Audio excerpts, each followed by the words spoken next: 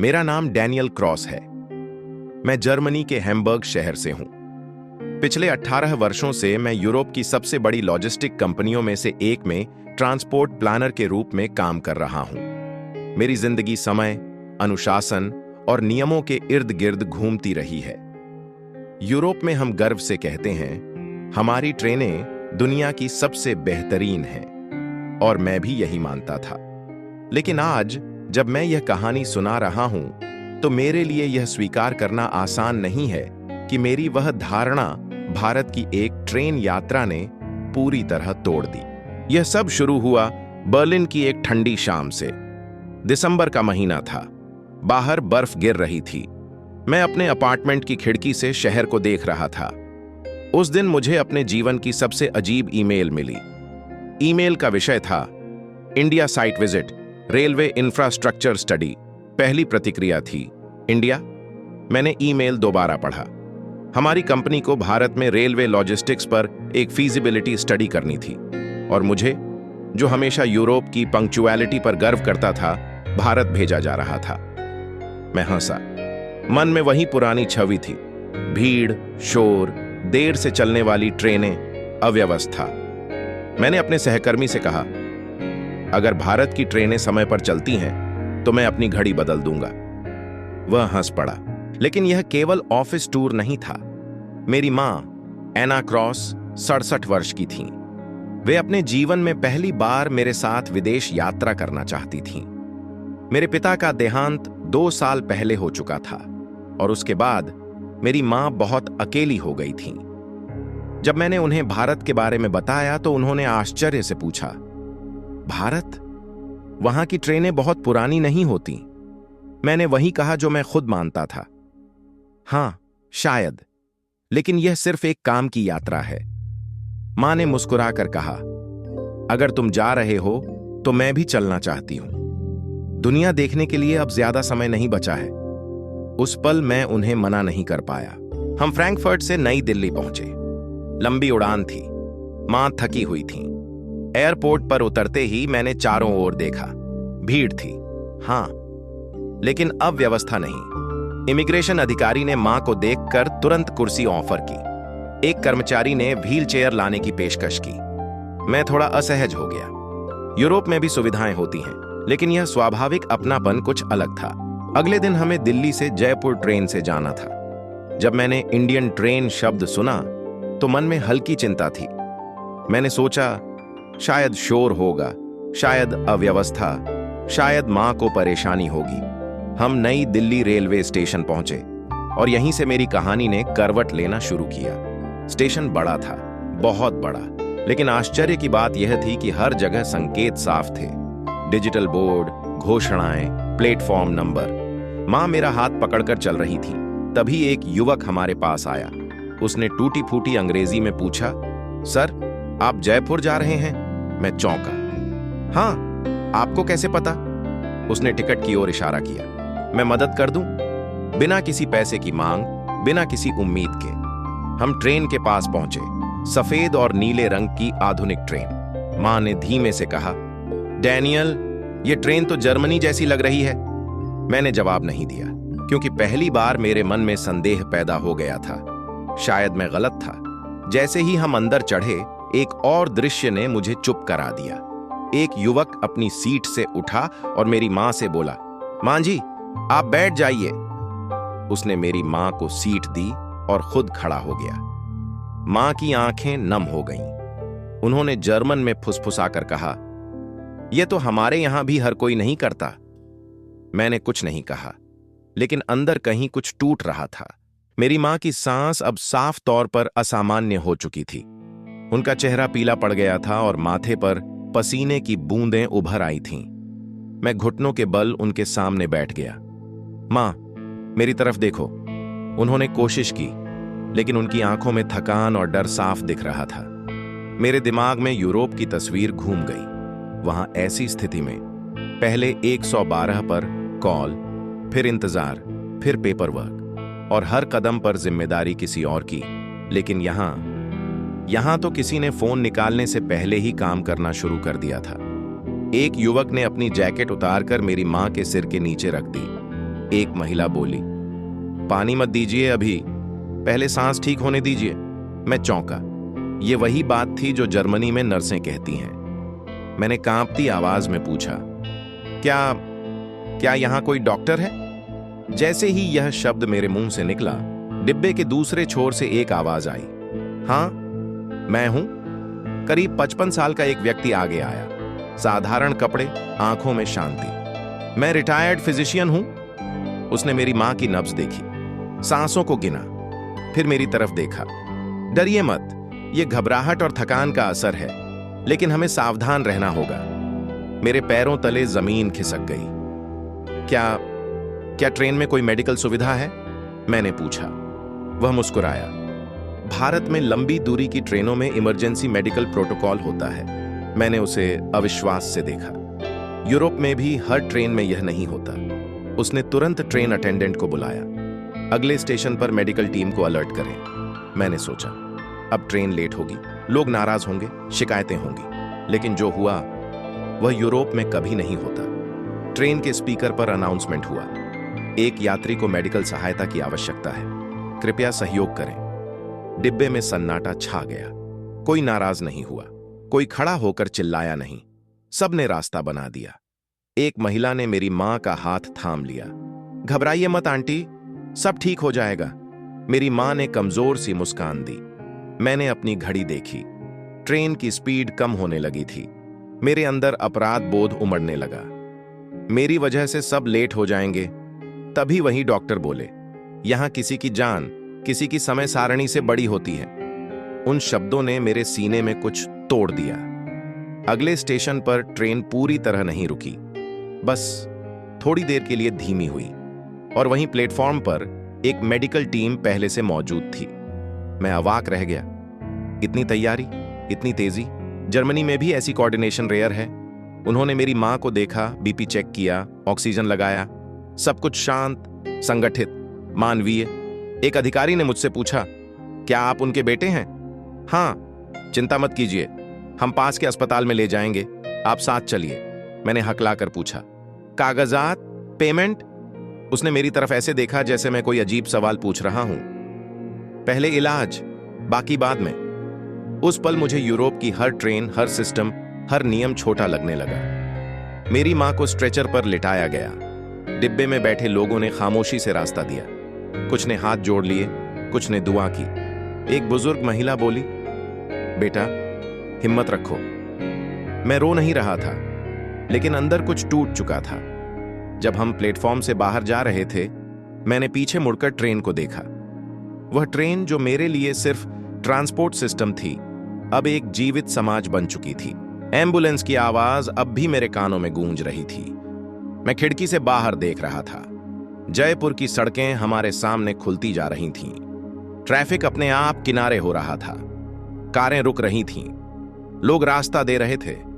Driver ने बिना मेरी ओर देखे कहा, सर घबराइए मत, हम जल्दी पहुंच जाएंगे। मैं अपनी मां का हाथ थामे बैठा था।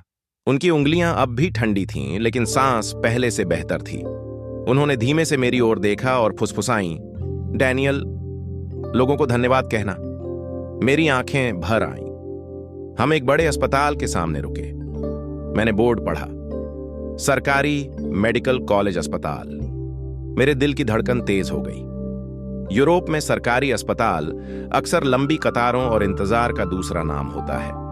मैंने खुद को मानसिक रूप से तैयार कर लिया, लेकिन जैसे ही हम अंदर पहुंचे, मेरी तैयारी बेकार हो गई। इमरजेंसी वार्ड साफ था, रोशनी तेज थी, कोई अफरा तफरी नहीं। डॉक्टर और नर्स पहले से तैयार खड़े थे।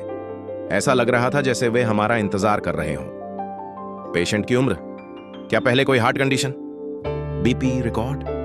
प्रश्न तेज थे, लेकिन आवाजों में घबराहट नहीं थी। मेरी मां को सीधे बेड पर लिटाया गया, ऑक्सीजन लगाया गया, मॉनिटर ऑन हुआ। डॉक्टर ने मेरी ओर देखा, आप बेटे हैं? हाँ, चिंता मत कीजिए, हम देख रहे हैं। मैंने कांपती आवाज में पूछा, क्या हमें कहीं साइन करना होगा? डॉक्टर रुके, मेरी तरफ देखा, फिर बहुत शांत स्वर में बोले, अभी नहीं, अभी आपकी मां जरूरी है। वह वाक्य मेरे लिए किसी झटके से कम नहीं था।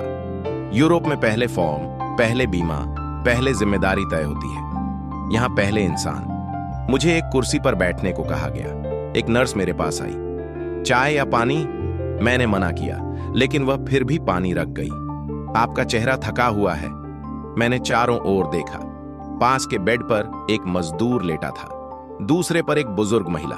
सबको एक जैसा इलाज, कोई वीआईपी नहीं, कोई सेकंड क्लास नहीं। करीब 30 मिनट बाद डॉक्टर बाहर आए। मेरी सांस अटक गई। कैसी हैं? डॉक्टर मुस्कुराए। स्टेबल हैं। डिहाइड्रेशन और थकान थी। दिल ठीक है। मेरे घुटने ढीले पड़ गए। हमें एक रात निगरानी में रखना होगा। मैंने सिर हिलाया। जो जरूरी हो। मुझे एक काउंटर की ओर भेजा गया। मेरे दिमाग में तुरंत यूरोप के बिल घूमने लगे। एम्बुलेंस, इमरजेंसी, मॉनिटरिंग, कम से कम हजारों यूरो। काउंटर पर बैठी महिला ने पूछा, आप विदेशी हैं? हां, जर्मनी से। ठीक है, उसने कुछ लिखा, फिर कहा 1800 रुपये जमा कर दीजिए। मैंने सोचा मैंने गलत सुना। कितना? 1800 रुपये। मैंने मोबाइल पर कन्वर्ट किया। लगभग 20 यूरो। मेरे हाथ कांपने लगे। मैंने पूछा, पूरे इलाज का?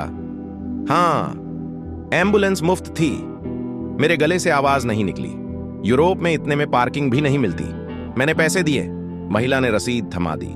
उसने मुस्कुराकर कहा, आपकी मां ठीक हो जाएंगी, चिंता मत कीजिए। मैं कुर्सी पर बैठ गया। पहली बार मैं रोया, खुलेआम। मुझे अपने पिता याद आ गए। वह हमेशा कहते थे, सभ्यता का स्तर आपातकाल में दिखता है। रात को मैं अपनी मां के पास बैठा था। वह सो रही थी।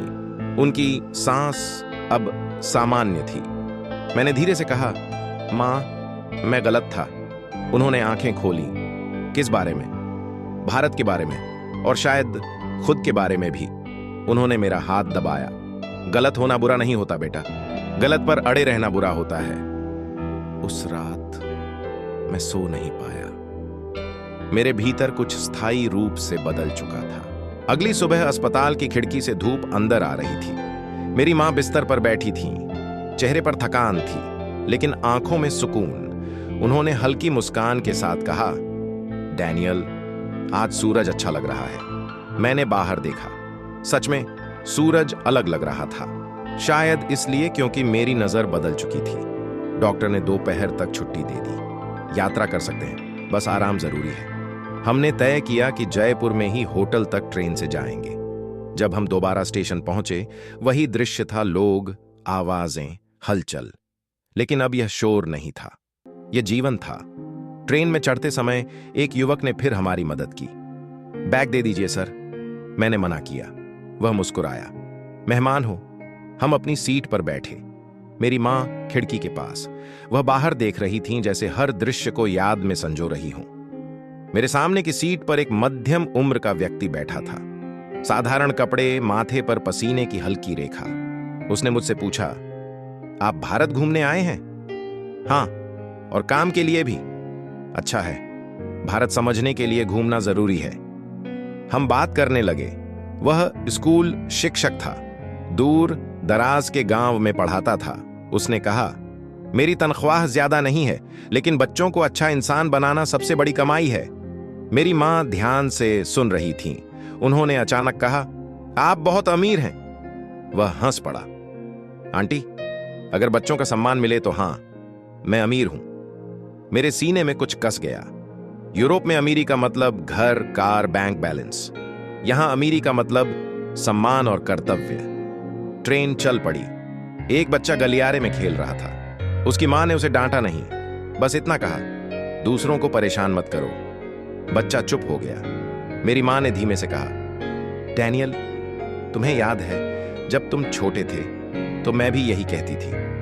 मैं मुस्कुराया, और मैं तब भी नहीं मानता था। वह हंसी। कुछ देर बाद एक बुजुर्ग महिला डिब्बे में चढ़ी। बिना किसी कहे 2 युवा लड़के खड़े हो गए।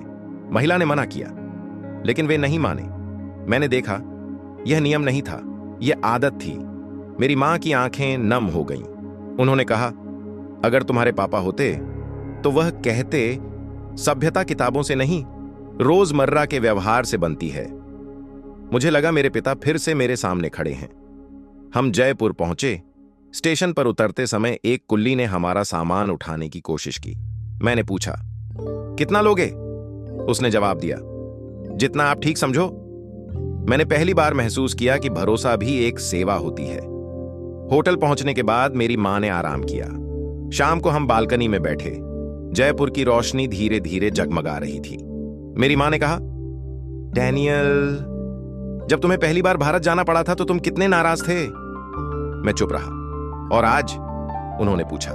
मैंने कहा, आज मुझे लगता है मैं खुद को समझ पाया हूं। वह मुस्कुराई। तो यह यात्रा सफल रही। मैंने पहली बार महसूस किया कि यह सफर मेरे काम के लिए नहीं था, यह मेरे अहंकार के लिए था। उस रात मैंने अपने लैपटॉप पर अपनी कंपनी को रिपोर्ट लिखी, लेकिन रिपोर्ट ट्रेनों की रफ्तार या लॉजिस्टिक्स की नहीं थी। मैंने लिखा, भारत की ट्रेनें सिर्फ लोगों को नहीं, मूल्यों को ढोती हैं। 3 दिन बाद हम भारत से वापस जर्मनी लौट रहे थे। फ्रैंकफर्ट एयरपोर्ट पर उतरते ही ठंडी हवा ने हमारा स्वागत किया। सब कुछ परिचित था, साफ सुथरा, व्यवस्थित, शांत। लेकिन इस बार यह शांति मुझे खाली लगी। मेरी मां व्हील चेयर पर थी। एक कर्मचारी हमें गेट तक छोड़ गया। कोई मुस्कान नहीं, कोई बातचीत नहीं, बस काम। कार में बैठते समय मेरी मां ने खिड़की से बाहर देखा। उन्होंने कहा, डैनियल, सब कुछ सही है, लेकिन कुछ कमी है। मैं जानता था वह किस बारे में बोल रही हैं। अगले हफ्ते मैं अपने ऑफिस लौटा। मीटिंग रूम वहीं था, लोग वहीं थे, लेकिन मैं वहीं नहीं था। मेरे बॉस ने पूछा, तो भारत कैसा रहा? मैंने कुछ सेकंड चुप रहकर कहा, भारत ने मुझे मेरी जगह दिखाई। कमरे में सन्नाटा छा गया। मैंने प्रेजेंटेशन शुरू की। स्लाइड्स में कोई ग्राफ नहीं था, कोई टाइम टेबल नहीं, सिर्फ तस्वीरें थीं। एक ट्रेन का डिब्बा, मेरी मां का हाथ थामे एक अनजान व्यक्ति, एक डॉक्टर जो पैसे से पहले दिल देख रहा था, और एक बच्चा जो बुजुर्ग को सड़क पार करा रहा था।